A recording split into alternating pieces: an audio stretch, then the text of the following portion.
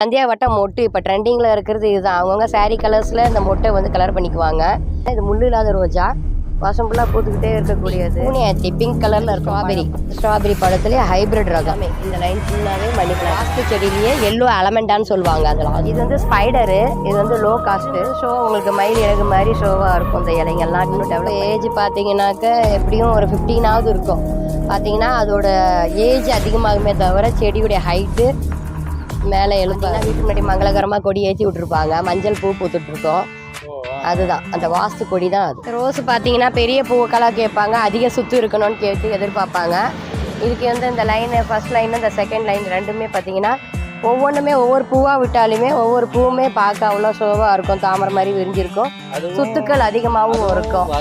Red, yellow, pink, orange, Fanta orange எல்லாமே இருக்கும். Maximum வரவங்க ரெட்டு எல்லோ தான் ஃபர்ஸ்ட் மூவிங்காக இருக்கும். இது முள்ளு இல்லாத ரோஜா.